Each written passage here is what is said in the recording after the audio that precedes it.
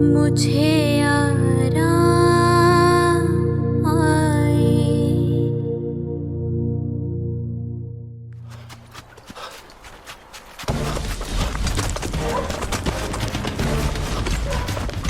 बाबा, आप कहाँ हो बाबा? मैं कब से आपकी प्रतीक्षा कर रहा हूँ। मुझे यहाँ से ले चलो बाबा। गोविंद, गोविंद आप कहाँ हो? आप कहाँ हो गोविंद? मैं यहाँ हूँ बाबा, यहाँ, इधर देखो। गोविंद, मैं आ रहा हूँ। मैं आ रहा हूँ गोविंद, मैं आ रहा हूँ। रूप, रुको रूप, इस अवस्था में कहाँ जा रहे हो? मुझे आज फिर से वही स्वप्न आया है। गोविंद देव जी कहाँ हैं? वो कब प्रत्यक्ष रूप में मेरे सामने आएंगे? क्या वो मुझसे रूठ गए हैं? मैं कितना पापी, कितना निकृष्ट हूं कि गोविंद देव जी तक मेरी पुकार पहुंच ही नहीं रही है। रूप, तुम चिंतित ना हो। सही समय आने पर भगवान स्वयं प्रकट होंगे। परंतु कब? अन्य विग्रह तो मिल चुके हैं, परंतु गोविंद देव जी कब मिलेंगे? मैं चैतन्य महाप्रभु के आदेश का पालन नहीं कर पा रहा हूं, गोविंद देव जी को नहीं ढूंढ पा रहा हूं। सूर्य को भला कौन ढूंढ सकता है? भगवान तो स्वराट हैं, वे स्वयं अपनी इच्छा से ही प्रकट होते हैं। चैतन्य महाप्रभु ने सनातन गोस्वामी और रूप गोस्वामी को 2 प्रमुख आदेश दिए थे। पहला, वृंदावन में भगवान कृष्ण के लुप्त विग्रहों और लीला स्थलियों को ढूंढना, और दूसरा, भक्ति योग से संबंधित शास्त्रों की रचना करना। वे हमेशा इन्हीं दोनों सेवाओं में लीन रहते थे। नंद कुमार, नंद कुमार,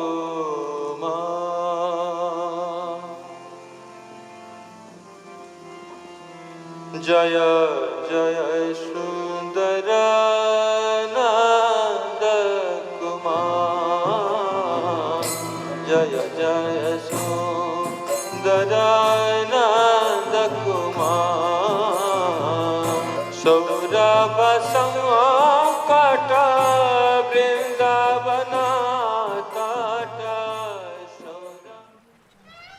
हे नंद कुमार, हे गोविंद जी, आप कब मिलोगे? गोसाई जी, ओ गोसाई जी, का हुआ? इतने परेशान काहे हो? अरे बालक, तुम कौन हो? गोसाई जी, मैं हूँ गोपाल, ग्वालो हूँ और पड़ोस के गांव में रहो हूँ। गोपाल, यहाँ पर इस समय कैसे आना हुआ? मैं तो अपनी गैया चराने महावन गया था। तब मैंने सुना कि आप वृंदावन में भगवान कृष्ण के खोए हुए विग्रह ढूंढ रहे हैं। ठीक सुना है गोपाल, परंतु मैं गोविंद देव जी के योगपीठ ढूंढने में असफल रहा हूँ। काम्य वन, भांडेर वन, मधुवन, सभी जगह देख लिया, परंतु शायद मैं आपकी मदद कर सकता हूँ। वो कैसे? आपने योगपीठ देखा है? मैं तो एक ग्वालो हूँ, मैं कहाँ से योगपीठ देखूंगा? जहाँ मेरी गाय चरने जात है, मैं तो वहीं चलो जात हूँ। पर मैंने देखो है कि घनो वन में केशी तीर्थ के पास एक पवित्र गोमटीलो है। उसी गोमटील में मेरी गैया हमेशा अपनी सबरो दूध खाली कर जावा। मुझे लगता है कि आपको वहीं खोज करनी चाहिए। अच्छा, ये तो बड़ी विचित्र बात है। क्या तुम मुझे वहाँ पर ले चलोगे? क्यों नहीं, मैं उसी के लिए तो आया हूँ।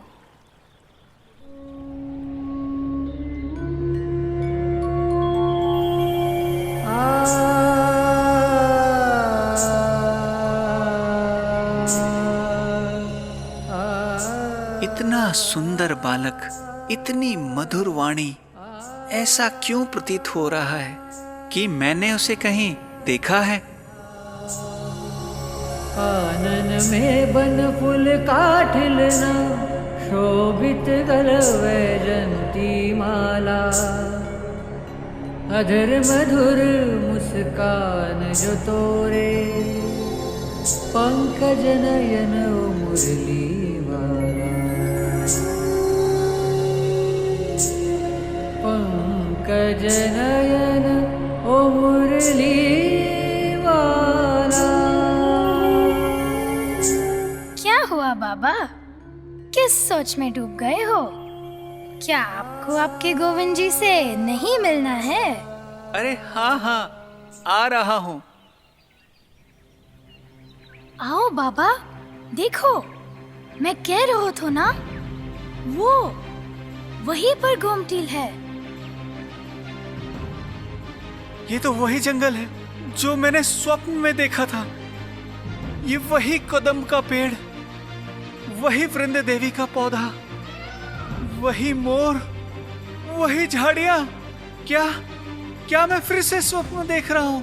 हे गोविंद, क्या आप यही हो? क्या आप यही हो? और वो बालक कौन था? हे गोविंद, हे गोविंद, क्या आप वही थे?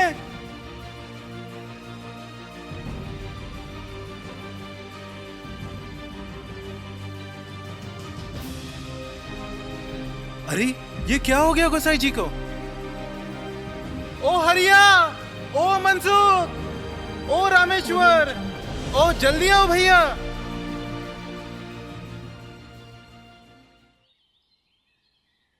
अरे देखो, ये गोसाई जी को क्या हो गया है? अरे राधे की माँ, जरा पानी तो ले आओ। अरे पानी से कठिनाई होने वालो, ये गोसाई है। कीर्तन करो कीर्तन, सब ठीक हो जावेगो। राधे राधे, हरे राधे राधे, राधे राधे, राधे राधे। गोविंद जी, वो मिल गए। गोविंद जी मिल गए? अरे संभल के गोसाई जी। मारो गोविंद जी मिल गयो। कहाँ है मारो गोविंद, कहाँ है? वो वहाँ गोमटील के नीचे। पूज्यपाद, क्या आपकी आज्ञा हो तो हम खुदाई चालू करें? तुरंत ही हरिया, तुरंत। मैं एक क्षण भी और प्रतीक्षा नहीं कर सकता। हो बिरजू, हो रामेश्वर, जाओ जल्दी से अपनी कुदार और बेलचा लेकर आओ। पूज्यपाद, आपके आशीर्वाद से हम सब मिलकर गोविंद जी को ढूंढ लेंगे।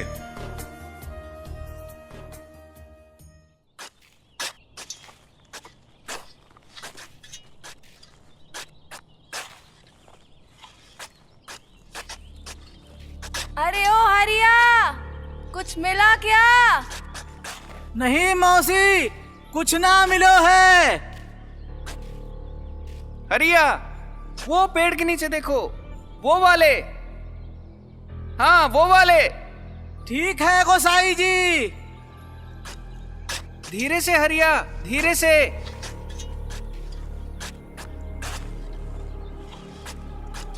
गोसाई जी, कुछ तो है यहाँ पर।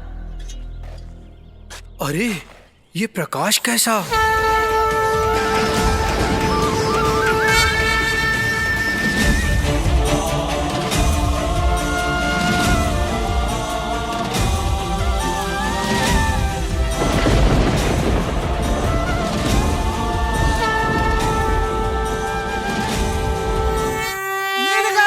मिल गए, गोविंद जी मिल गए।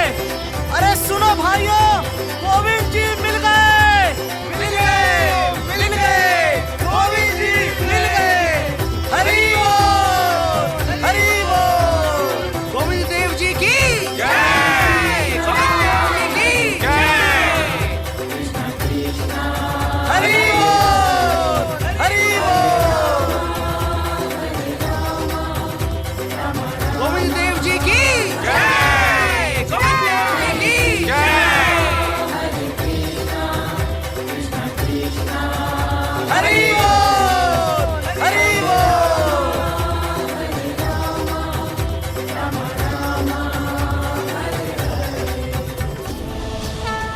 गोविंद देव जी के अभिषेक की तैयारियां कीजिए, विविध प्रकार के व्यंजन बनाइए।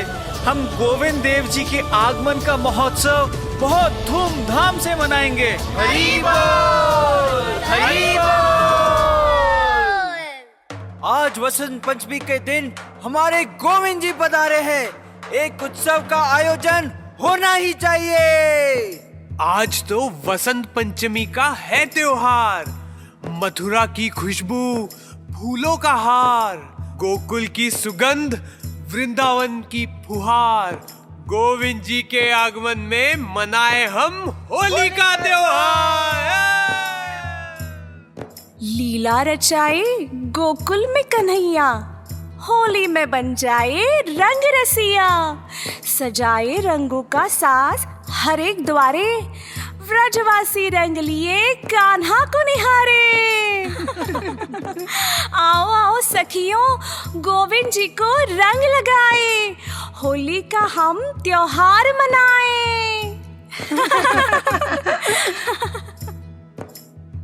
जब फूलों से रंगे वो फूलों की होली, जब फूलों से रंगे वो फूलों की होली, जो रंग से रंगे वो रंगों की होली।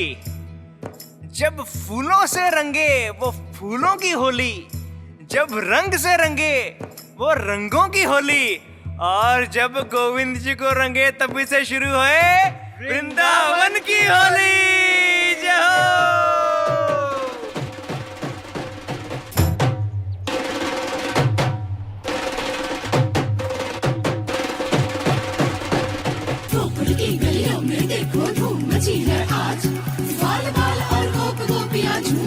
समाज धरा गगन में हर्ष है छाया, बजी मुरलिया साज, मोर मुकुट पीतांबर धारी, आप पहुंचे ब्रजराज, बोलो जय कन्हैया लाल की।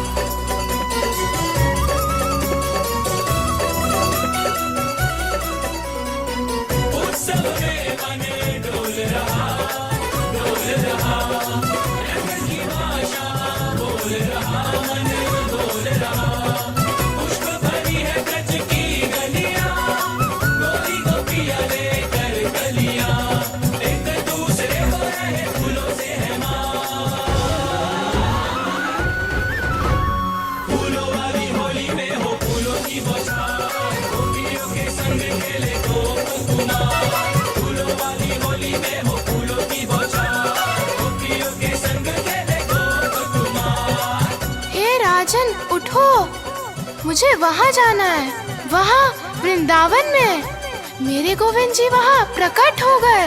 कृपा करके मुझे वहाँ ले जाइए। वृंदावन? क्षमा कीजिए माते, परंतु वृंदावन में लक्ष्मी का क्या काम?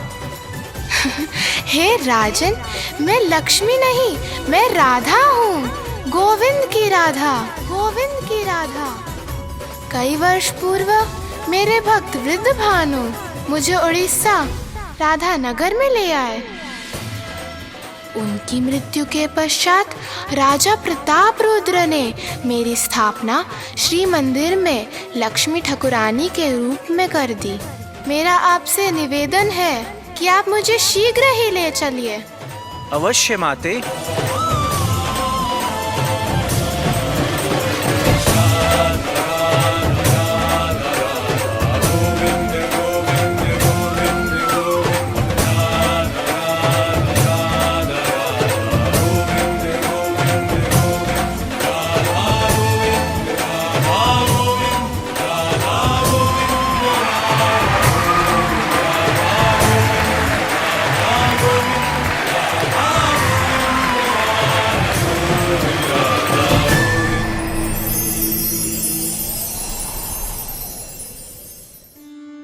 गौड़ीय वैष्णव संप्रदाय के लिए ये एक ऐतिहासिक प्रसंग था।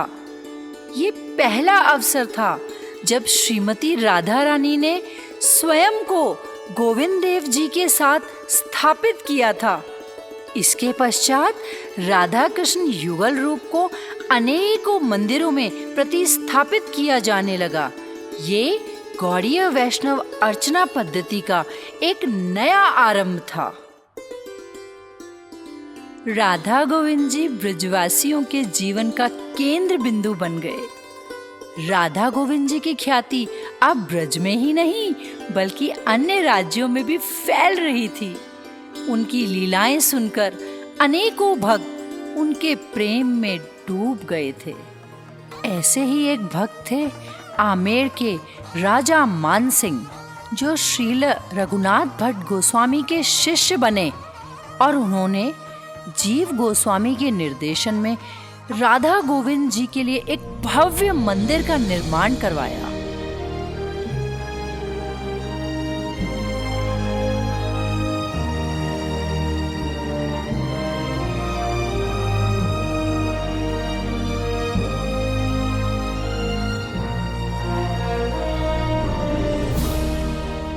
इस मंदिर के लिए मानसिंह ने अपनी राजनैतिक सूझबूझ का प्रयोग कर तत्कालीन मुगल शासक अकबर से विशेष लाल पत्थर का उपयोग करने की स्वीकृति भी ली, जिसकी अनुमति केवल प्रमुख मुगल इमारतों के लिए ही दी जाती थी। 1590 में निर्मित हुए राधा गोविंद देव जी के इस विशाल मंदिर की प्रसिद्धि एकाएक दूर दूर तक फैल गई।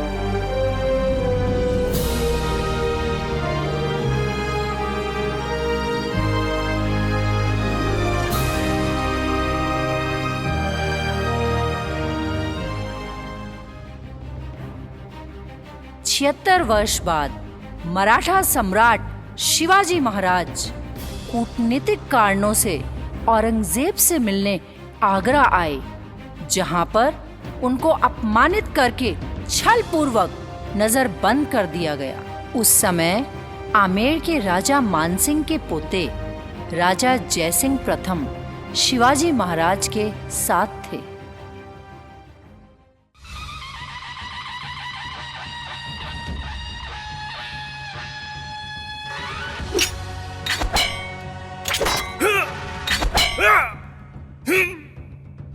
खूब छान बेटा, खूब छान। ये जो आपको क्रोध आ रहा है ना संभाजी, इस क्रोध को जीवित रखना है अपने शरीर में, अपने मन में, अपने रक्त में और अपनी आत्मा में। खूब छान बेटा, खूब छान। युद्धात फक्त पराक्रम नाही तर पैणी बुद्धी आणि हाती आलेल्या अवसराचा उपयोग हा अत्यंत आवश्यक आहे। शिवाजी महाराजांचा विजय असो। अरे बाबा। और जहां पर शत्रु की सोच समाप्त हो, वहीं से अपनी सोच शुरू होनी चाहिए।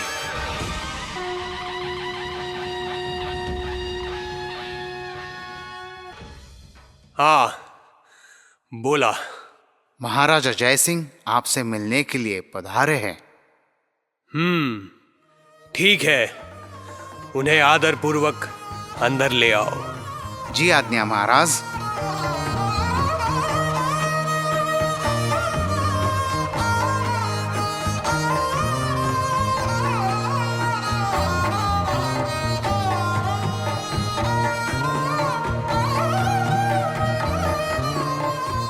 खम्मा गणी राजा जी, आज कैसी तबीयत है राजे साहब की? जय सिंह जी, पता नहीं इस बीमारी से मैं बच पाऊंगा या नहीं। अरे राजे, ऐसा नहीं बोलते, सब ठीक हो जाएगा, आप निश्चिंत रहिए।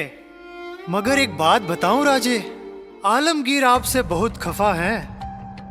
आपको कुछ तो इंतजाम करना पड़ेगा। कहीं ना कहीं उन्हें लग रहा है कि आप बीमारी का नाटक, ये सब बहुत दिनों तक नहीं चल पाएगा राजे। आपको जल्द ही कुछ ठोस उपाय करना होगा। मैंने सेना को वापस भेज दिया है।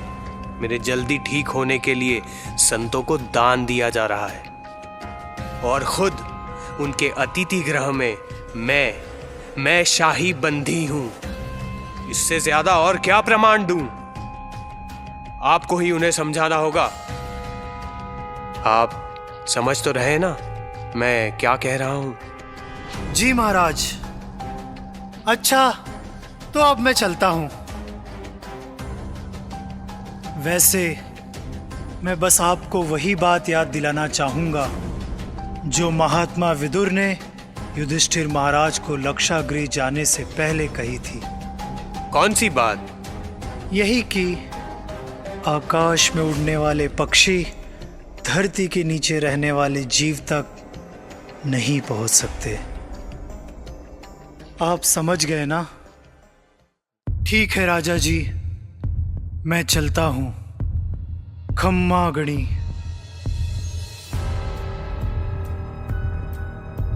सूर्याजी, तानाजी, इकडे या. आपल्या उरलेल्या सेनेला घेऊन लवकर रायगढ़ला रवाना व्हा. राजे, हम आपको अकेला नहीं छोड़ सकते। अगर हमने समय गवाया तो मानो जान गवाई.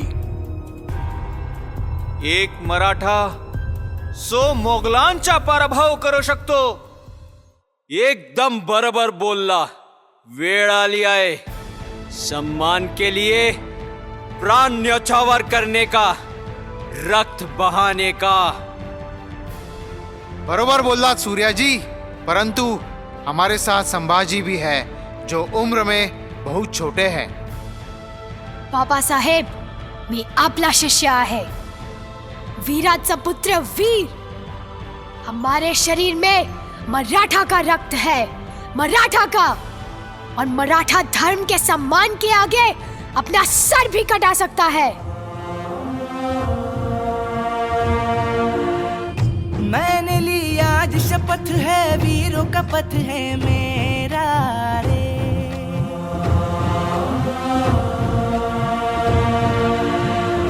लक्ष्य अपना जो बना लूं वहीं पे डालू डेरा रे.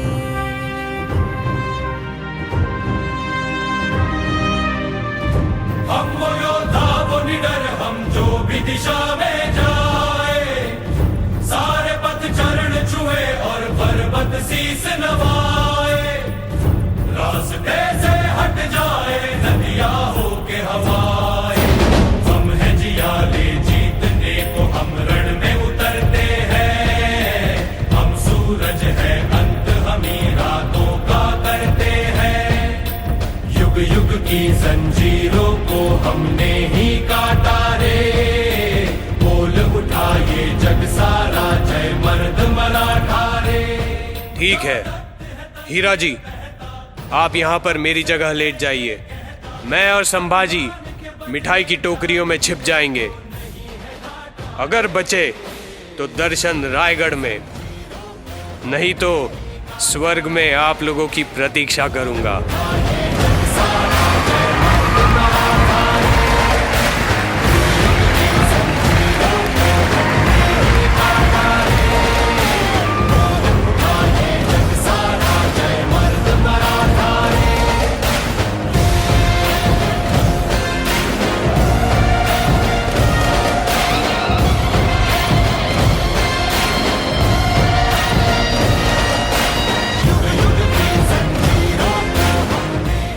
है इन टोकरियों में?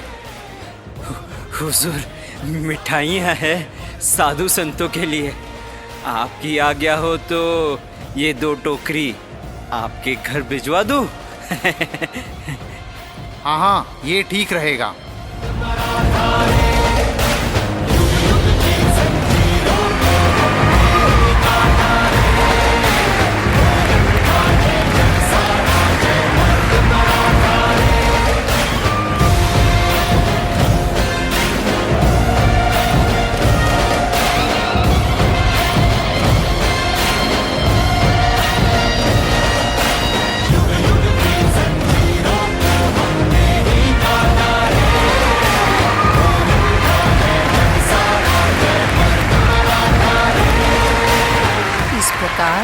शिवाजी महाराज अपनी बुद्धि का प्रयोग करके आगरा के महल से भाग निकले।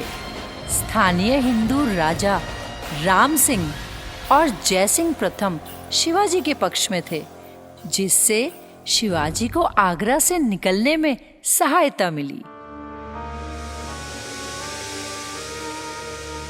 इधर शिवाजी के फरार होने से अनभिज्ञ औरंगजेब अपनी दिनचर्या में व्यस्त था।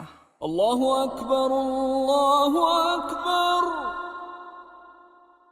अल्लाहु अकबर, अल्लाहु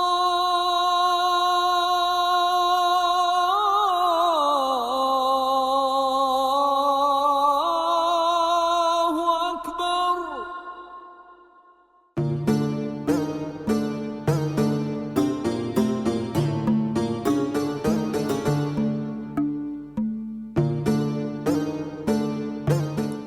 अफजल खान, ये कौन सा सितारा है जो पूरे आसमान को रोशन कर रहा है?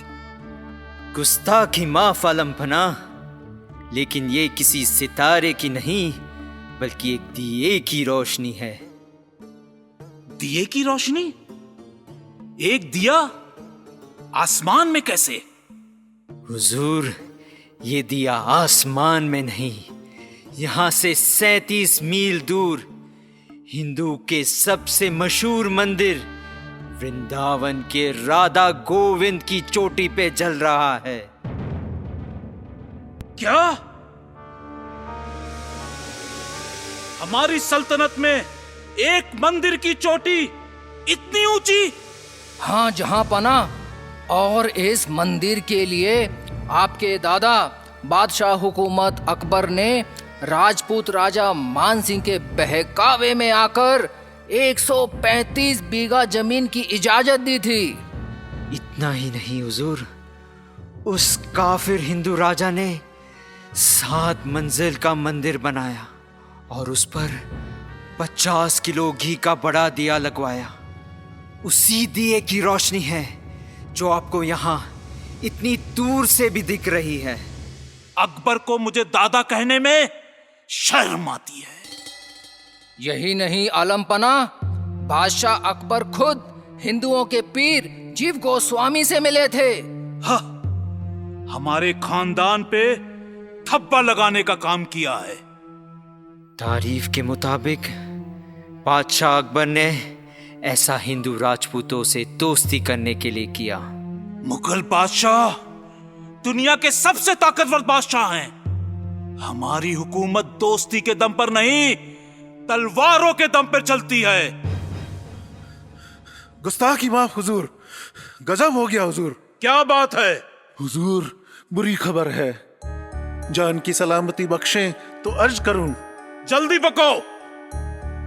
शिवाजी हमारी नजरबंदी से भाग गया है। चप्पा चप्पा छान मारा, लेकिन कोई खबर नहीं। जाहिलो, शिवाजी भाग गया।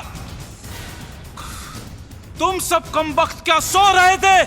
गुस्ताखी माफ हुजूर, उस मामूली से काफिर के भाग जाने का इतना क्या शिकवा? मामूली? जो मुगल दरबार में आकर खिलाफत उड़ाता है, क्या वो मामूली है? जो इतनी बड़ी फौज से बचकर निकल जाता है, वो मामूली है? जो अपने घर से 500 कोस दूर आकर मुगल सल्तनत को हिला देता है, वो मामूली है? इतने पहरे, इतनी चौकियां, इतनी सारी फौजें तैनात थी उस चूहे पे नजर रखने की, लेकिन वो बज़्ज़ात कमज़ात शिवाजी मुगल सल्तनत के हर सिपाही, हर सिपहसालार को बेवकूफ बनाकर भाग गया। कोई तो दगाबाज है हमारी सल्तनत में। अंदरूनी मदद के बिना हमारे चंगुल से भागना नामुमकिन है। जहांपनाह, आप ठीक कह रहे हो, मुझे भी कुछ ऐसा ही लगता है। आलमगीर औरंगजेब से दगा करने की जुर्रत कोई ऐरा गहरा नहीं कर सकता। इसमें जरूर इन हिंदू राजपूतों का हाथ है, वरना वो चूहा ऐसे फरार नहीं हो सकता। इन काफिरों को सबक सिखाना होगा। हिंदुओं का ये हिंदुस्तान अब रोएगा, खून के आंसू रोएगा। इन काफिरों को ऐसी जगह चोट पहुंचाऊंगा जहां सबसे ज्यादा लगेगी। वजीर सल्तनत, जहांपनाह, इस सितारे के टूटने का वक्त अब आ गया है। अपने सिपाहियों को तैयार करो।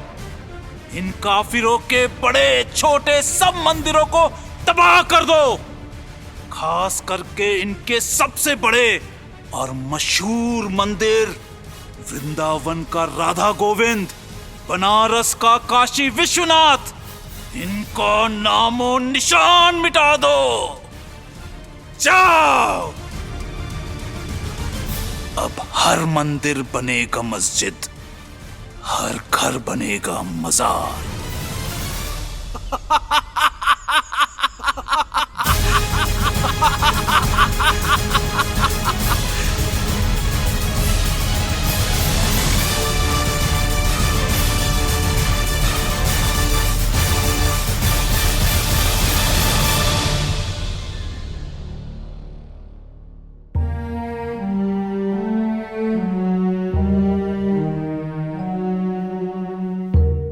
एक ओर मुगल सेना मंदिरों को नष्ट करने की योजना बना रही थी और दूसरी ओर सरल हृदय के ब्रजवासी राधा गोविंद जी की सेवा में रमे हुए थे।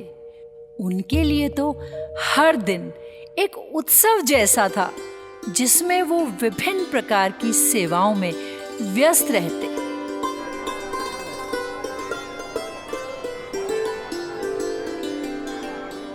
अरे ओ मंडला, आज तो वो कीर्ति गोपी दिखाई ना दे रही।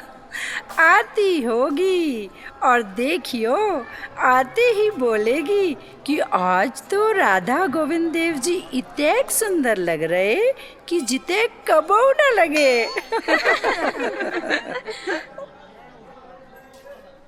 ओ सखियों, का तुमने आज दर्शन करे? आज तो राधा गोविंद देव जी इतने सुंदर लग रहे कि जिते कबो न लगे।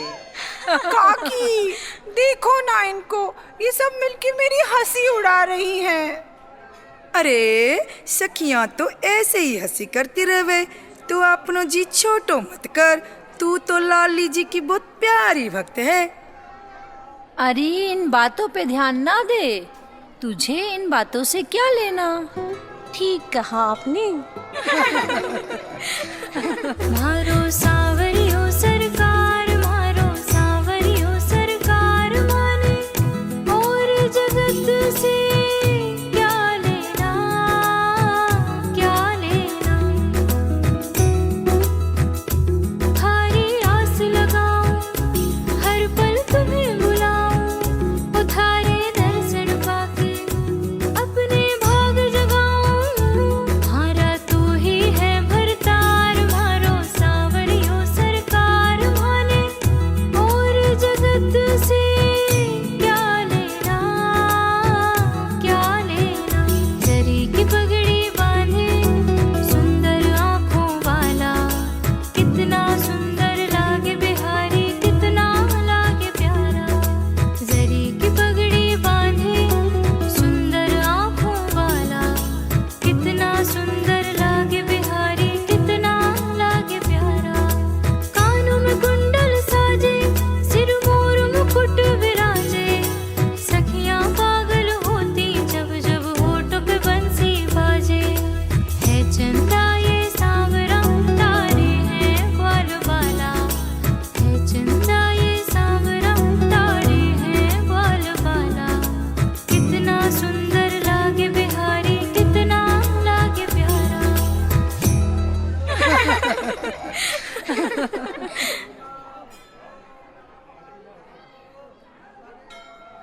हमारी राधा रानी की महिमा तो अलग है। बाकी कृपा के बिना तो गोविंद जी भी कछु ना कर सके। क्यों, ऐसा काहे गो? अरे बड़े गोसाई आप बताओ। अरे बिरजू तुम बताओ ना। ना ना गोसाई जी आप ही बताओ। कछु दिन पहले हमारे गोविंद जी मुकुंद गोस्वामी के सपने में आए। मुकुंद गोस्वामी, वो जो मुल्तान से आए और आंखन से देख ना सके? हाँ हाँ वही। उन्होंने सपने में उनको वृंदावन आने को आदेश दियो। हाँ, उनको राधा गोविंद जी के दर्शन करवे की बड़ी लालसाई। और हमारे लाडली ने तुरंत ही गोविंद को डांट लगाई। प्रिय, क्या आप मुकुंद पर अपनी दया न दिखाओगे? क्या आपने इस तरह उनको परेशान करवे को इतनी दूर ते बुलाए? वो बेचारे कब ते दर्शन को तड़प रहे। बहुत बढ़िया, हमारी लाडली तो बहुत ही दयालु है। वाके बिना तो गोविंद जी कछु ना कर सके। सही कही। फिर गोविंद जी बोले, हे किशोरी जी, आपके आदेश के बिना मैं उन पे अपनी कृपा कैसे बरसा सकूं? सही कही ना मैंने। यहाँ पे ही नहीं, वहां पे भी लुगाई की चले। बड़े गोसाई जी आगे बताओ ना, फिर क्या हुआ? बड़े गोसाई जी, क्या मुकुंद गोस्वामी जी की आंखें ठीक हो गई? हाँ हाँ बेटा। तब किशोरी जी ने मुकुंद गोस्वामी की आंखन पे अपनी काजल लगाई और बाको दिव्य दृष्टि प्रदान करी। बोलो राधा रानी की जय जय। एक बार जो बोले राधा, कट जाए जीवन की बाधा। एक बार जो बोले राधा, कट जाए जीवन की बाधा। राधा नाम है जिस रसना पर, राधा नाम है जिस रसना पर, उसने भक्ति पाली। बजा दो बजा दो बजा दो राधा नाम की ताली। बजा दो राधा नाम की ताली। जय राधे राधे राधे श्री राधे राधे, जय राधे राधे राधे राधे राधे, जय राधे श्री राधे। हमारी राधा गोविंद जी की तो ऐसी कितने कहानियां हैं, कितने ही चमत्कार हैं। उनको मेरी नजर ना लगे। नजर ना लगे? अरे काकी नजर लग गई। हरिया का बकवास कर रहा है तू? तो पता है तू का बोल रहा है? जो मैं सुन के आयो हूँ तुम सुनोगे तो पैरों के नीचे से धरती फिसल जाएगी। क्या बात है? का खबर लाए हुए मुरली? बड़े गोसाई जी, आमेर के महाराजा जयसिंह ने संदेशो भिजवायो है। औरंगजेब की फौजें चारों दिशाओं में मंदिरों पे आक्रमण कर रही हैं और एक टुकड़ी राधा गोविंद देव जी की तरफ आ रही है। इसलिए उनको तुरंत छुपाकर कहीं और ले जाना पड़ेगा। ना ना, कहीं ना जाएंगे मेरे गोविंद जी। हाँ, हमारे सावरी सरकार को कहीं मत ले जाओ, चाहे हमारे प्राण ले लो, हम उनके बिना कैसे जीवित रहेंगे। रो मत कीर्ति, सावरो हमारी अखियों से दूर जा रो है, पर हमारे मन से उन्हें कोई दूर ना कर सके। नास पीटे, तू मेरी लाडली जी को लेके जावेगो। इन बूढ़ी हड्डिन में अभी तो बहुत जान बाकी है। कोई छूके तो देखे मेरे गोविंद जी को। अरे चाची, हमारे होते हुए कछु चिंता करने की जरूरत ना है।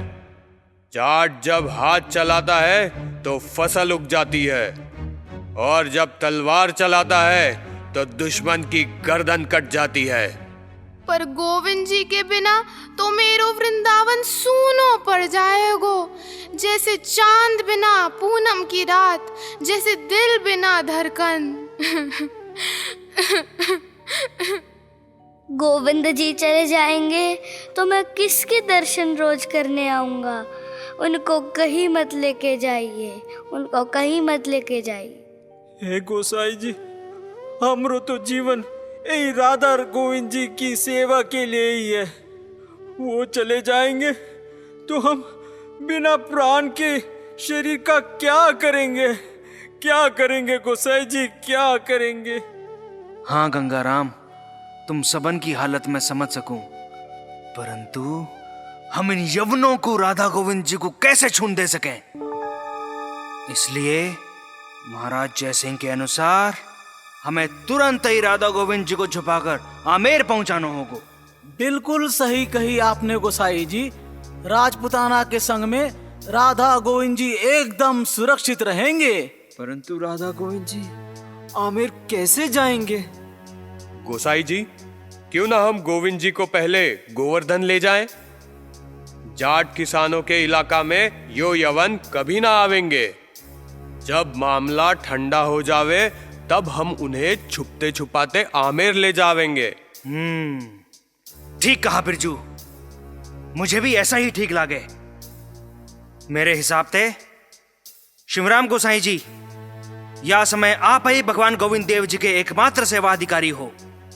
कृपया आप ही उनको लेकर तुरंत ही गोवर्धन निकल जाइए। ठीक है बड़े गोसाई, हम तुरंत ही राधा गोविंद देव जी को लेकर निकल जाते हैं। बिरजू, गंगाराम, किशनलाल, आप शिवराम गोसाई जी के साथ जाओ। राधा गोविंद देव जी को गोवर्धन तक सुरक्षित पहुंचाने की जिम्मेदारी आप सबकी है। और बड़े गोसाई, क्या आप हमारे साथ नहीं आओगे? आप हमारी चिंता ना करो, समय आ गो है। राम की सेना में जुड़ गए रावण से लड़ने को। क्या आप सब तैयार हो?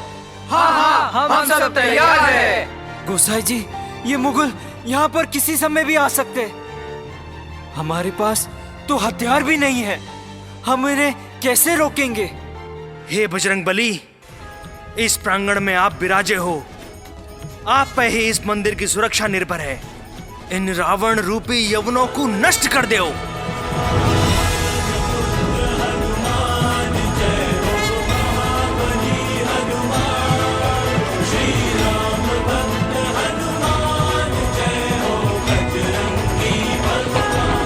गोसाई जी, राधा गोविंद जी तो चले गए, पर ये यवन? इन काफिरों को पकड़ो और देखो कोई भाग ना जाए।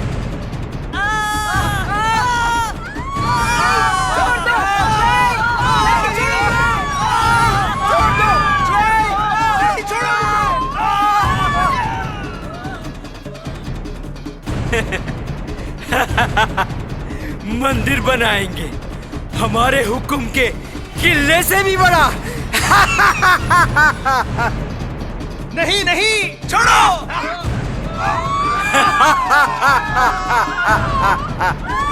अहमद, तोड़ दो इस मंदिर के मंजिलों को, बख्तर शिकंद को खत्म किया जाए।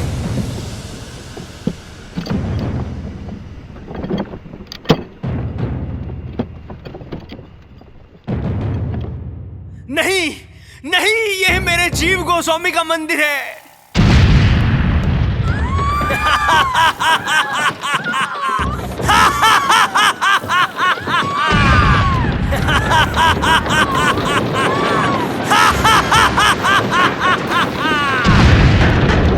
सिपाहियों, जाओ अंदर और तोड़ डालो सब मूर्तियों को। देखते हैं इन मूर्तियों में भगवान है कि नहीं।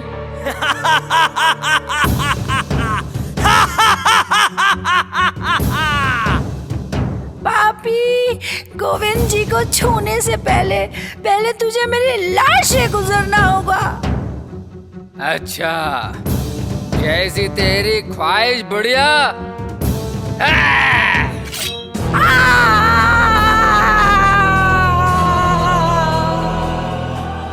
वजीर आलम, ये दरवाजा तो बंद है, तोड़ दो इस दरवाजे को, इस मंदिर का नामो निशान मिटा दो।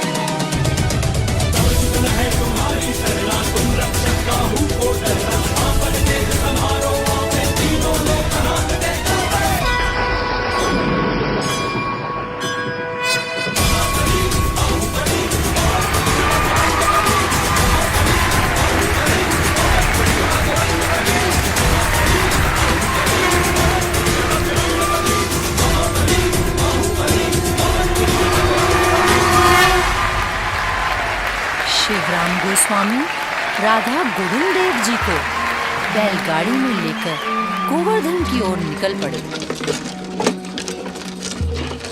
आमेर राजघराना उन्हें अति शीघ्र आमेर लाना चाहता था, परंतु औरंगजेब से संबंध बिगड़ने की आशंका के कारण उनको कई वर्षों तक कड़ी प्रतीक्षा करनी पड़ी। इस बीच वे विग्रहों को संरक्षण देते हुए आवश्यकता अनुसार स्थानांतरित करते रहे। अंततः सन 1666 में वृंदावन से निकलने के 50 वर्षों के बाद श्री राधा गोविंद जी सन 1714 में आमेर पहुंचे। इस समय आमेर के राजा थे मान सिंह की 5वीं पीढ़ी के राजा सवाई जयसिंह द्वितीय। उन्होंने राधा गोविंद जी के लिए वास्तविक वृंदावन की तरह ही मानसागर झील और कदम वृक्षों के बीच कनक वृंदावन का निर्माण किया।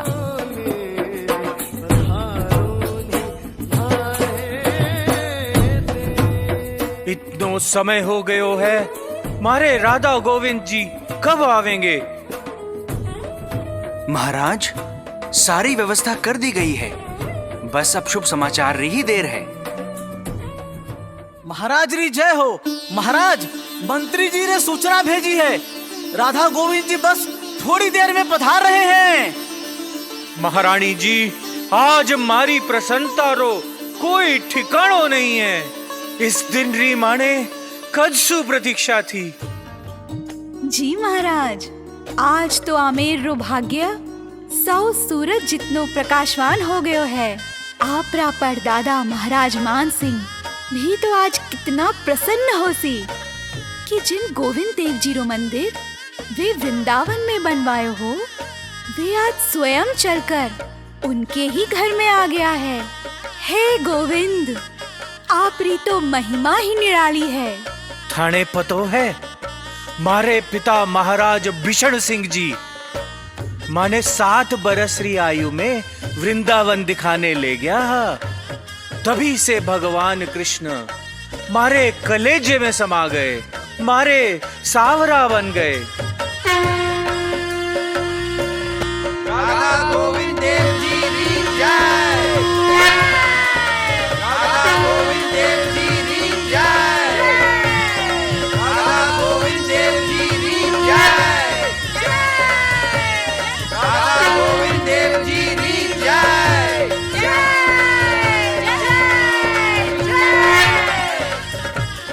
मंत्री जी, इन मुगलों ने मारे सावरिये को घड़ों सतायो है। अब उनकी सेवा में कोई व्यवधान ना आने पाए। मारो सारो राज्य गोविंद जी रो, सारो राजकोष गोविंद देव जी रो। आज से राधा गोविंद देव जी ही आमेर असली राजा है, और ये सवाई जयसिंह उनरो सेवक, उनरो चाकर, उनरो दास। श्री गोविंद देव चरण, सवाई जयसिंह शरण। धूमधाम से स्वागत करो, नाचो गाओ, रंग उड़ाओ। आज मारे असली राजा मारो सावरियो सरकार पधार्यो है।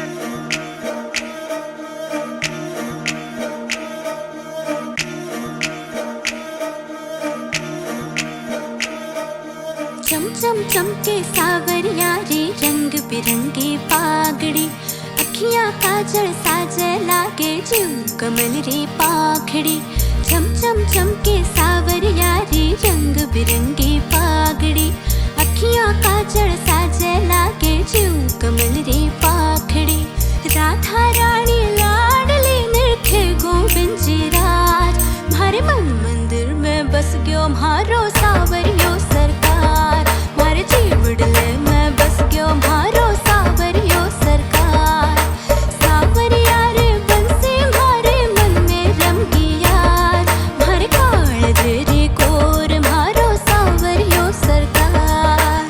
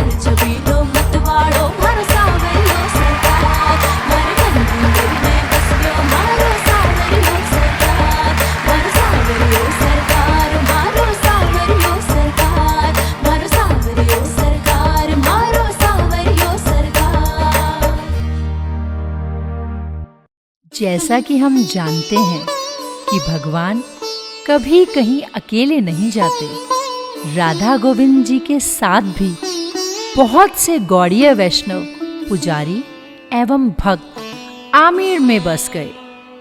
राधा गोविंद जी के प्रति राजा जयसिंह का प्रेम समय के साथ बढ़ता ही जा रहा था, जिसके कारण गौड़ीय वैष्णवों को भी राज्य में एक विशिष्ट सम्मान मिलने लगा और इसी बात ने जन्म दिया एक बड़े संकट को। महाराज री जय हो। गलता पीथरा अध्यक्ष एवं महंत श्री आपसु मिलने वास्ते पधार्या है। पाने भरपूर आदर सहित अंदर ले आओ।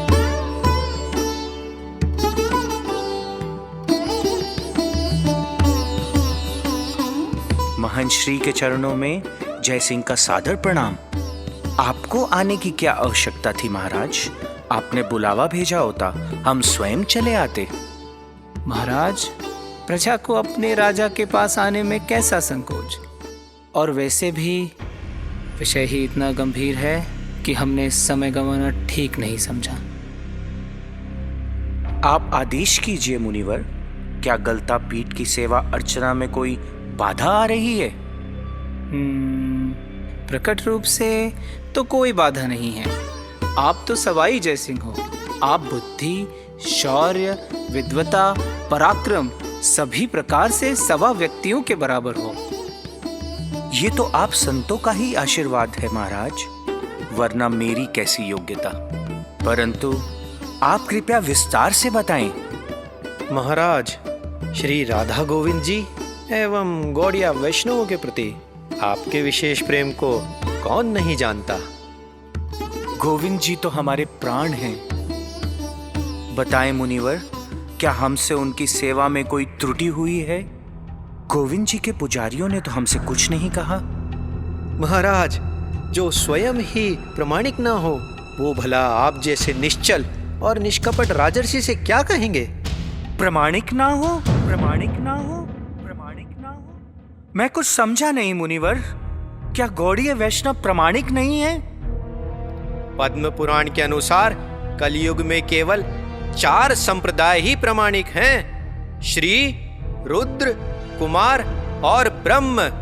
अतः कलो भविष्याणि चत्वारः संप्रदायिन। अब आप ही बताइए महाराज कि ये गौड़िया वैष्णव किस संप्रदाय से संबंध रखते हैं? ये तो कोई 5वां संप्रदाय ही चला रहे हैं। मुनिवर, हमने गौड़ीय सिद्धांतों का गहराई से अध्ययन किया है। यहाँ तक कि हमारे पूज्य दादाजी मान सिंह जी ने महान गौड़ीय वैष्णव श्रीला रघुनाथ भट्ट गोस्वामी से दीक्षा प्राप्त की थी। हमें इस संप्रदाय की शिक्षाओं, रीतियों और सिद्धांतों में कोई संशय नहीं है। तो क्या महाराज, आपको लगता है इसमें हमारा कोई निजी स्वार्थ है या हमारी उनसे कोई शत्रुता है? नहीं नहीं महाराज, ऐसा नहीं है। आपने सही प्रश्न उठाया है और हम इस विषय पर निजी निष्कर्ष के बजाय गौड़ीय वैष्णवों को ही आधिकारिक रूप से उत्तर देने के लिए आमंत्रित करेंगे। इस विषय को समझने के लिए हमें समय के चक्र को थोड़ा पीछे घुमाना होगा। 15वीं शताब्दी के आरंभ में श्री संप्रदाय के एक प्रभावशाली आचार्य कृष्णदास पयोहारी महाराज आमेर आए। उनके अत्यंत प्रबल उपदेशों से तत्कालीन आमेर राजघराना बहुत प्रभावित हुआ, जिसके परिणाम स्वरूप कई पीढ़ियों तक रामानंदी संप्रदाय को विशेष महत्व मिलता आ रहा था। सवाई जयसिंह के गोविंद जी एवं गौड़ीय वैष्णवों के प्रति प्रेम के चलते रामानंदियों को मिलने वाला महत्व अब क्षीण होने लगा था और इसी कुंठा के चलते उन्होंने राजा जयसिंह के समक्ष ये शास्त्रिक प्रश्न उठाए। कुछ दिन पश्चात महाराज री जय हो। महाराज, गौड़ी वैष्णव सिद्धांत री प्रामाणिकता रे विषय में श्री श्याम चरण शर्मा रो एक उत्तर आयो है। पत्र को ऊंचे स्वर में पढ़कर सुनाएं।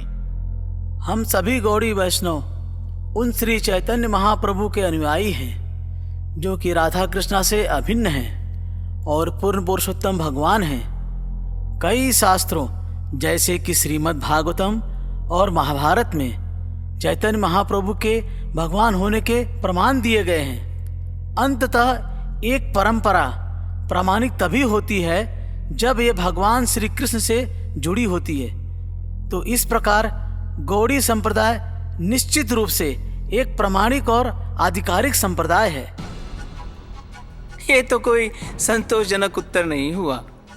यूं तो गौतम बुद्ध भी श्री कृष्ण के अवतार हैं, परंतु उनसे आने वाले संप्रदाय को प्रामाणिक नहीं माना जा सकता, अपितु आपातकालीन धर्म कहा जाता है। ये तर्क रखकर गौड़िया वैष्णव सच्चाई से पलायन करना चाहते हैं। और वैसे भी श्री गोविंद देव जी की सेवा पूजा के बारे में और भी बहुत चिंताजनक बातें हैं, परंतु इन बातों को ऐसे लोगों के सामने बोलने से क्या औचित्य है जो किसी प्रामाणिक परंपरा में ही नहीं आते। यह मामला जितना दिखाई देता है उससे कहीं अधिक गहरा है। रामानंदी संप्रदाय के मुखियों ने गौड़ीय वैष्णवों के सिद्धांतों और क्रियाओं को खुली चुनौती दी है, और क्यों ना हो, किसी भी व्यक्ति को यह पूरा अधिकार है कि वह एक आध्यात्मिक मार्ग का पालन करने से पहले उसकी संपूर्ण तरीके से पुष्टि करे। मंत्री जी, इस गुत्थी को पूरी तरह से सुलझाने के लिए शास्त्रार्थ का आयोजन कीजिए। पूरे राज्य में एवं पड़ोसी राज्यों में भी यह घोषणा करवा दीजिए। किसी भी राज्य या प्रांत का निवासी इस शास्त्रार्थ में भाग ले सकता है। हम आशा करते हैं कि गौड़ीय वैष्णव आचार्य रामानंदी पक्ष के सामने अपनी प्रामाणिकता अवश्य सिद्ध करेंगे।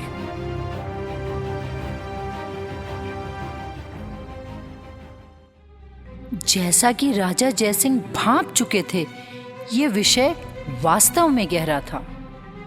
अब राजा समझ गए थे कि इन प्रश्नों के पीछे दोनों संप्रदायों के अस्तित्व का संघर्ष है। दो महान एवं प्रामाणिक संप्रदायों के बीच उठे इस मतभेद से राजा निराश भी थे और आहत भी। स्वयं एक विद्वान और सभी वैष्णव सिद्धांतों में पारंगत होने के बाद भी वे कुछ भी करने में असहाय थे। राजा जयसिंह केवल एक मूक दर्शक बनने के लिए बाध्य हो गए। शीघ्र ही ये समाचार चारों ओर दूर दूर तक फैल गया।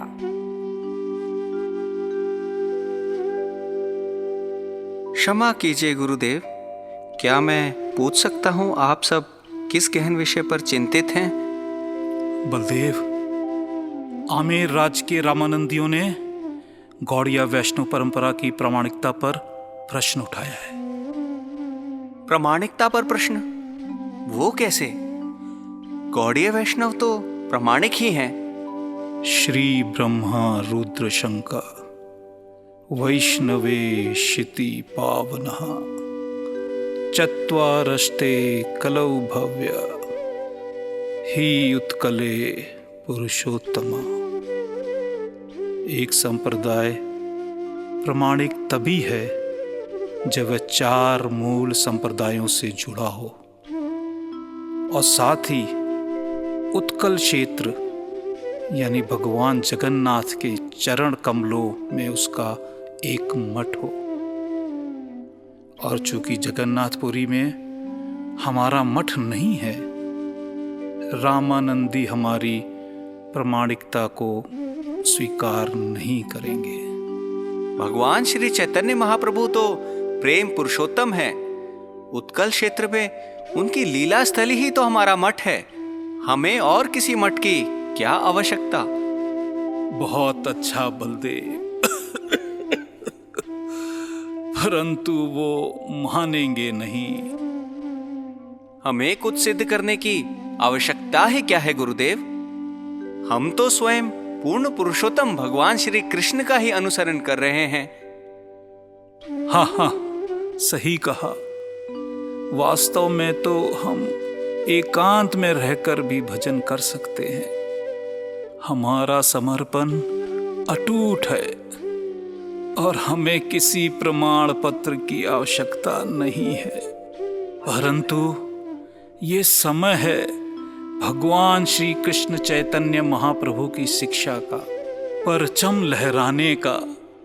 यदि हम इस विवाद को नहीं सुलझा सके तो हमें सच्चे गौड़िया वैष्णव कहलाने का कोई अधिकार नहीं, कोई अधिकार नहीं। हाँ गुरुदेव, आप सही कह रहे हैं। हम पूरी तरह आपका समर्थन करते हैं। हाँ हाँ, हाँ समर्थन करते हैं। हाँ गुरुदेव, हाँ गुरुदेव, समर्थन करते हैं। परंतु इस विवाद का उत्तर देने आमेर जाएगा कौन? गुरुदेव, आपकी आयु 60 वर्ष हो चुकी है।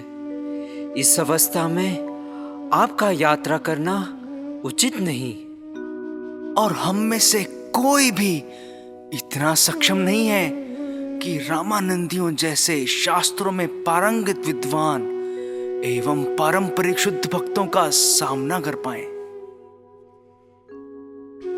बलदेव, क्या तुम मेरे प्रतिनिधि बनकर आमेर जा सकते हो? गुरुदेव ठीक कह रहे हैं। हाँ बलदेव सही है। गुरुदेव, इस महान कार्य को करने की मेरी कोई योग्यता नहीं है, परंतु आपके आदेश को पूरा करने के लिए मैं तैयार हूं।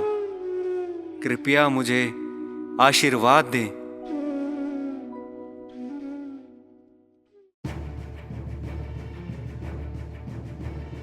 इसके पश्चात कई दिनों तक विश्वनाथ चक्रवर्ती ठाकुर ने अपने शिष्य बलदेव को शास्त्रार्थ का अभ्यास कराया। कभी चक्रवर्ती ठाकुर चुनौती देते और बलदेव उत्तर देने का प्रयास करते, तो कभी वे बलदेव को ही चुनौती देने के लिए कहते। अभ्यास करते हुए विश्वनाथ चक्रवर्ती ठाकुर बलदेव के उत्तरों को और प्रशस्त करने का तरीका बताते। इस प्रकार श्री बलदेव का उत्साह और चक्रवर्ती ठाकुर की रणनीति को लेकर शुरू हुआ गौड़ीय वैष्णव परंपरा का एक रोचक अध्याय। बलदेव स्वामी, आपका इस शास्त्रार्थ में स्वागत है। मैं रामानंदी मुखियों से अनुरोध करता हूं कि वे अपने प्रश्न उनके सामने रखें। महाशय, पहले तो आप ये बताएं कि आपका परिचय क्या है, क्योंकि यदि आप किसी प्रामाणिक संप्रदाय विशेष से संबंध नहीं रखते तो हमें इस शास्त्रार्थ में कोई रुचि नहीं। मैं मध्वाचार्य की परंपरा में एक सन्यासी हूं। यदि आप मध्व सन्यासी हैं तो फिर गौड़िया वैष्णव का पक्ष रखने कैसे आ गए? मैंने ब्रह्म मध्व संप्रदाय में सन्यास दीक्षा ग्रहण की और तत्पश्चात जगन्नाथपुरी में गौड़ीय वैष्णव भक्त राधा दामोदर देव गोस्वामी के अधीन रहकर अध्ययन किया। अब मैं वृंदावन में परम पूज्य विश्वनाथ चक्रवर्ती ठाकुर के अंतर्गत श्रीला जीव गोस्वामी के 60 संदर्भ का अध्ययन कर रहा हूं। आप तो प्रामाणिक हैं, परंतु अन्य गौड़ीय वैष्णव नहीं। ये आप कैसे कह सकते हैं? गौड़ीय वैष्णव श्रीपाद मध्वाचार्य की परंपरा में ही तो आते हैं। तो क्या वे मध्वाचार्य द्वारा लिखी गई वेदांत सूत्र टिप्पणी का अनुसरण करते हैं? जी नहीं, हम श्रीमद् भागवत। क्या कहा आपने? आप मध्व भाष्य नहीं मानते? तो क्या फिर गौड़िया वैष्णव के पास अपना कोई भाष्य है? नहीं महाशय, मेरा मतलब है कि वाह, ना तो आप मध्व भाष्य मानते हैं, ना आपके पास अपना भाष्य है, और स्वयं को प्रामाणिक कहते हैं। देखा राजन, इन्होंने स्वयं स्वीकार कर लिया है कि इनके पास कोई भाष्य नहीं है। हाँ हाँ, कोई भाष्य नहीं है। कोई विवाद नहीं करना। यहाँ से चलो चलो। अरे अरे सुनिए महाशय, अरे मेरी बात तो सुनिए। क्षमा कीजिए महाशय, हम आपका और हमारा समय व्यर्थ नहीं गंवाना चाहते। भाष्य नहीं मतलब परंपरा नहीं।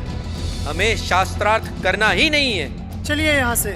रुकिए रुकिए, भाष्य है, भाष्य है। क्या गौड़िया संप्रदाय के पास वेदांत सूत्र पर भाष्य है?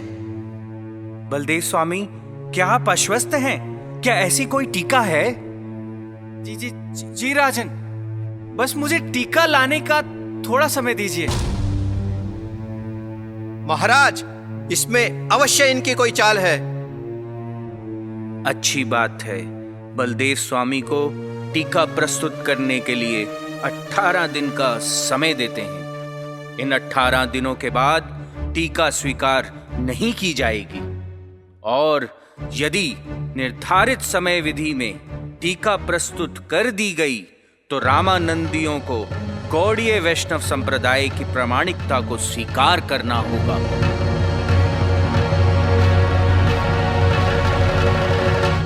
हमें स्वीकार है राजन, परंतु हमारा एक और अनुरोध है। राधा रानी को गोविंद जी की वेदी से हटाकर एक अन्य स्थान दिया जाए। ये आप क्या कह रहे हैं मुनिवर? ऐसा कैसे हो सकता है? जी राजन, राधा कृष्ण की एक साथ पूजा का प्रावधान शास्त्रों में है ही नहीं।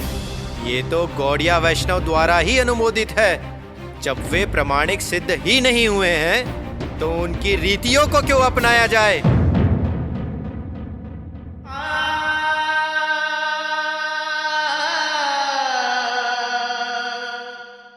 ठीक है महंश्री, ऐसा ही होगा।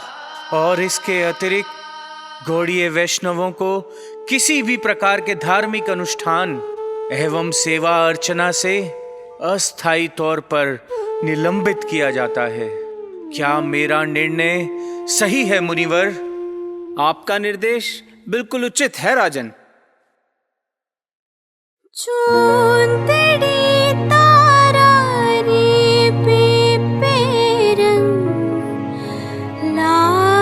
चढ़वायो सा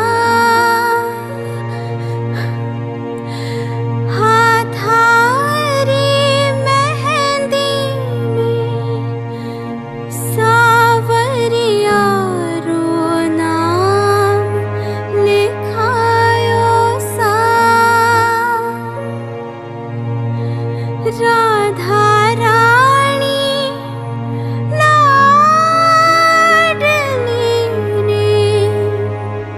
घड़ी सजाए आज राधा गोविंद जी सरकार। श्री बलदेव स्वामी अत्यधिक निराशा एवं तनाव में घिर गए। उनको समझ में आ रहा था कि उनसे कितनी बड़ी भूल हो गई है।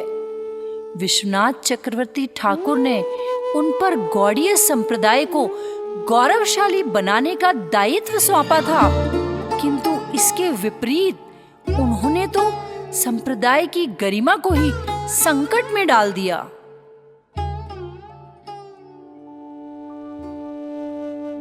आवेश में आकर ये मैंने क्या कर दिया? मैं संपूर्ण गौड़ीय परंपरा का अपराधी हूं। मैंने आप सबको निराश किया है। वेदांत सूत्रों में 550 से भी अधिक सूत्र हैं। यदि मैं अपने अल्प ज्ञान से कुछ लिखने का प्रयास भी करूं, तब भी एक त्रुटि युक्त भाष्य लिखने में मुझे महीनों लग जाएंगे।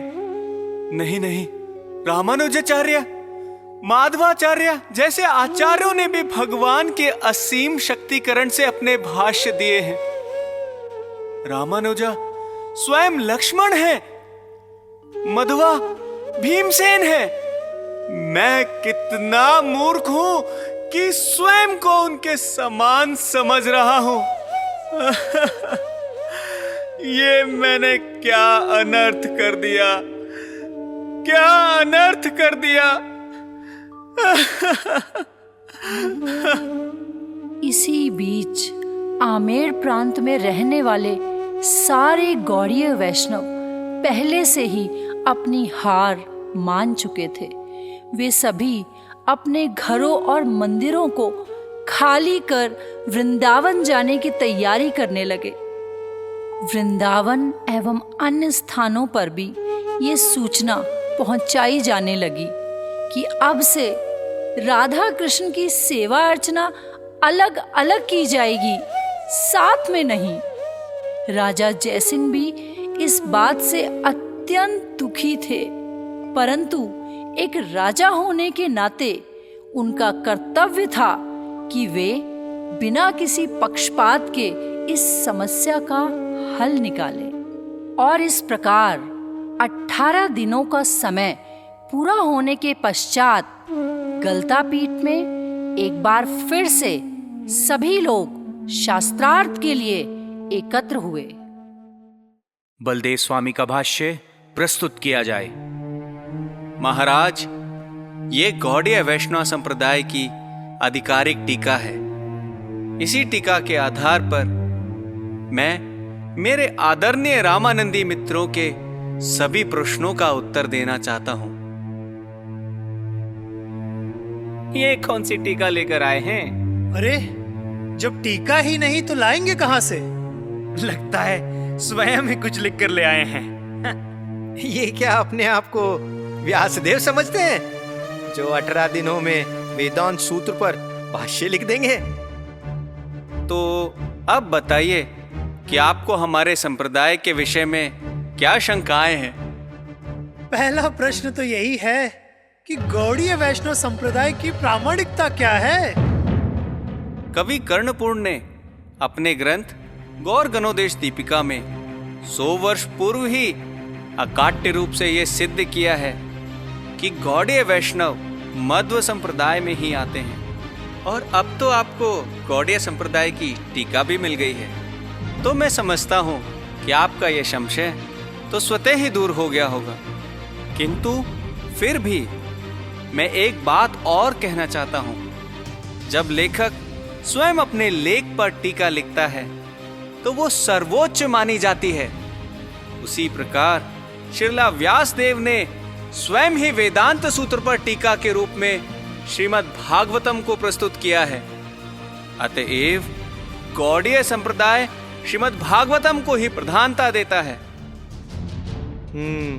ये सब तो ठीक है, परंतु हम ये कैसे स्वीकार करें कि आप विष्णु की उपेक्षा करके कृष्ण को पहले पूजे?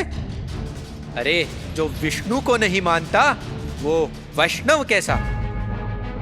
इसका उत्तर तो आपको इस भाष्य के अध्याय 3 श्लोक 43 में मिल जाएगा। नारायण की पूजा कृष्ण सहित उनके किसी भी रूप में की जा सकती है। श्रीमद् भागवतम कहता है, एते चांस कला पुंसाम कृष्णस्तु भगवान स्वयं। यहाँ तक कि भगवान भगवत गीता में स्वयं घोषणा करते हैं, अहम सर्वस्य प्रभवो। इन सभी का सारांश क्या है? भगवान कृष्ण ही सभी आध्यात्मिक और भौतिक जगत के स्रोत हैं।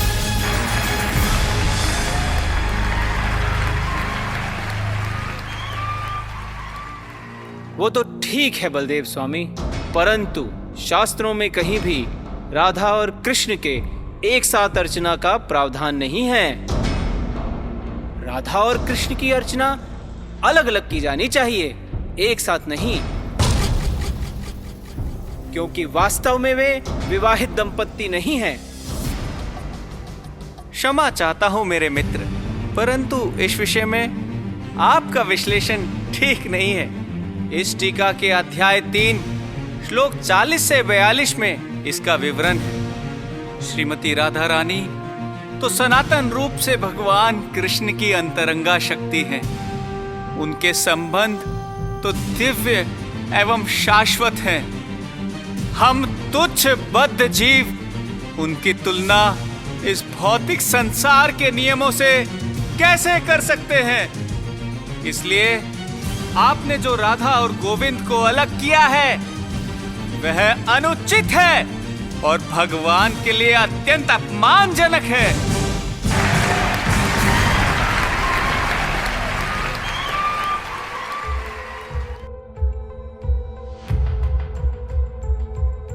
इतनी विशेष टीका, इतना सटीक विश्लेषण।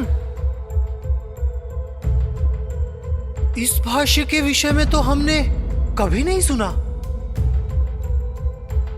ये टीका अब तक कहां थी?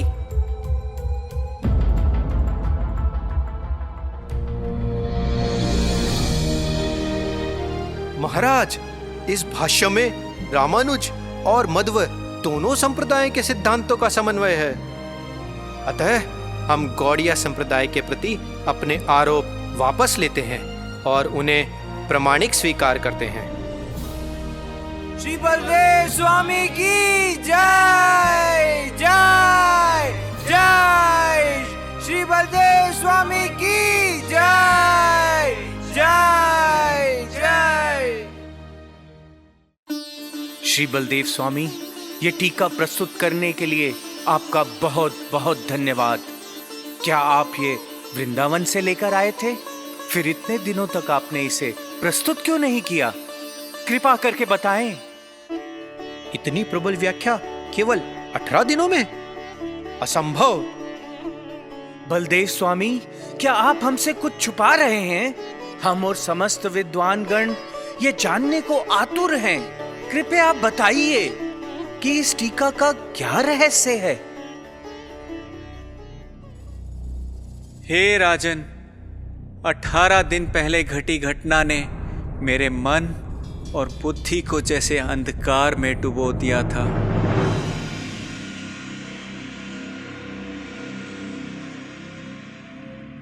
हे गोविंद, हे माधव, मेरा जीवन कितना निरर्थक है। निरर्थक ही नहीं, अपितु मैं तो एक व्यर्थ बोझ हूं। मेरे पूजनीय गुरु ने मुझे यहाँ श्री चैतन्य महाप्रभु की भक्ति परंपरा की रक्षा करने के लिए भेजा है, परंतु मेरी कोई योग्यता नहीं, मुझ में कोई सामर्थ्य नहीं। हे गोविंद, मैं बिल्कुल असहाय हूं।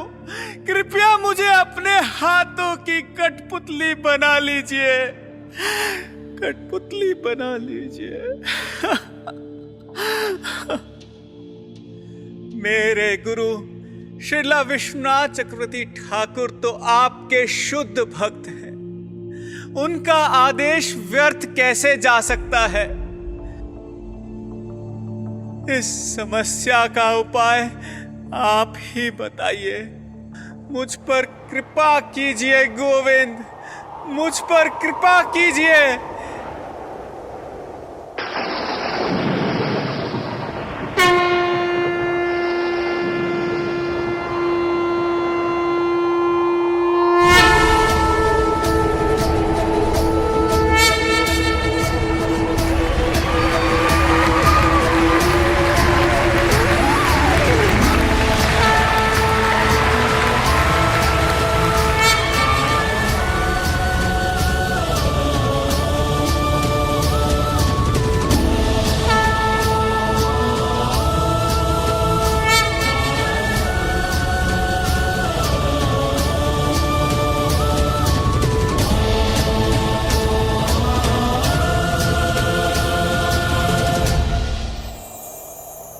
मेरे प्रिय बलदेव, उठो। मैं तुम्हारी सरलता, श्रद्धा और भक्ति से अत्यंत प्रसन्न हूं। हे गोविंद, आप मुझ जैसे दुर्जन को दर्शन देने आए हैं। मेरा जीवन तो धन्य हो गया। गोविंद, धन्य हो गया। मेरे गोविंद, कृपया मुझे गौड़ीय परंपरा पर आई इस घनघोर समस्या का समाधान बताइए गोविंद। प्रिय बलदेव, तुम क्यों चिंता करते हो? मैं चाहता हूं कि तुम एक नया भाष्य लिखना प्रारंभ करो। ये भाष्य मैं बोलूंगा और तुम्हारे माध्यम से मैं ही इसे लिखूंगा। क्या गोविंद, आप स्वयं एक नया भाष्य लिखेंगे? जब मेरे प्रिय भक्त ने भाष्य होने की घोषणा ही कर दी तो भाष्य को तो आना ही पड़ेगा। मेरे भक्त का वचन कैसे व्यर्थ जा सकता है? हे मेरे गोविंद, मुझे अपने भाग्य पर विश्वास नहीं हो रहा है। मेरे गुरुओं की मुझ पर असीम कृपा हुई है कि मुझे सीधे आपने स्वीकार किया है। बलदेव, अब तुम्हें केवल मेरा निमित्त बनना है। दृढ़ता से उठो और इस भाष्य को प्रस्तुत करो। तुम्हारी विजय निश्चित है। हाँ गोविंद, हाँ, मैं तैयार हूँ। आप जो भी इस संपूर्ण विश्व को बताना चाहते हैं, आप मुझे बताइए। बलदेव, जो भाष्य तुम लिखने जा रहे हो वह स्वयं मैंने स्वीकार किया है, इसमें कोई संशय नहीं। कोई विद्वान इस भाष्य में कुछ दोष ढूंढ पाए, ऐसा असंभव है। वेदांत का प्रथम सूत्र है, अथातो ब्रह्म जिज्ञासा अथातः शब्दवत्र नन्तर्य हेतु भावयोर्भवतः अथानन्तरमतो ब्रह्म जिज्ञासा युक्तेत्यक्षरयो जना। वेदांत का दूसरा सूत्र है, जन्मादीति तद्गुण संविज्ञान बहुव्रीहिणा जन्मस्थिति भंगादि बोध्यते।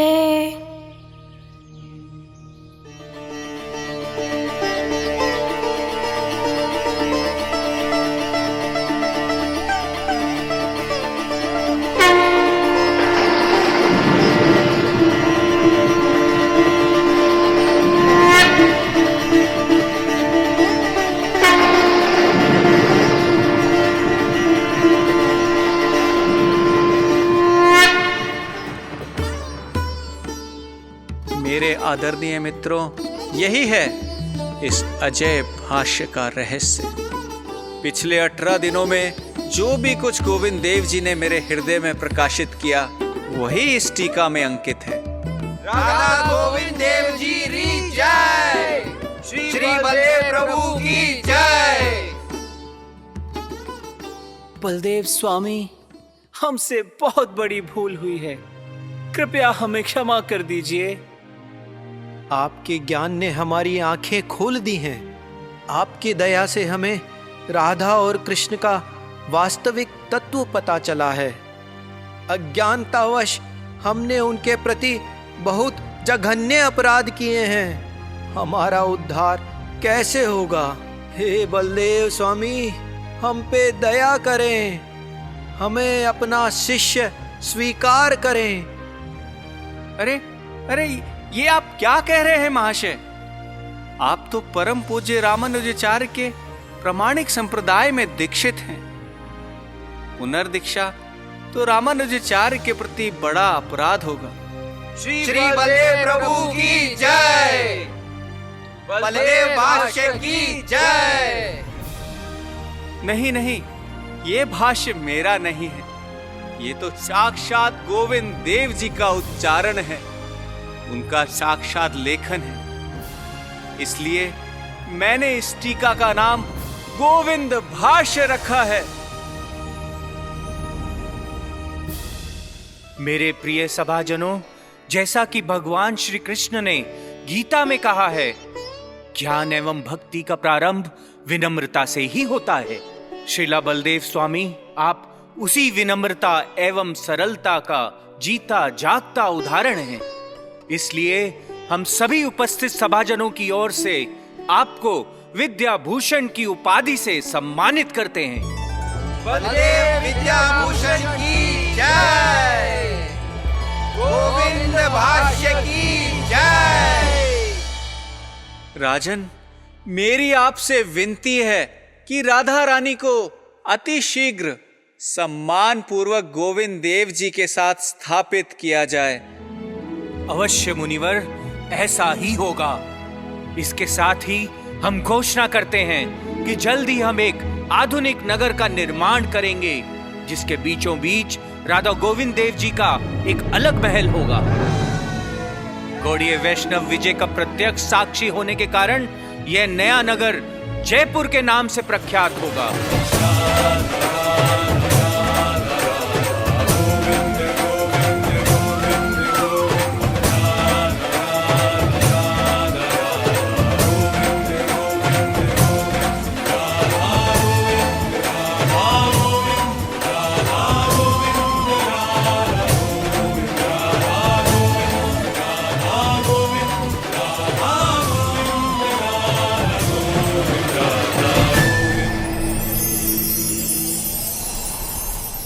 हम आदेश देते हैं कि आज से हमारे राज्य के सभी मंदिरों में प्रातःकालीन आरती गोविंद जी की आरती के पश्चात ही की जाएगी।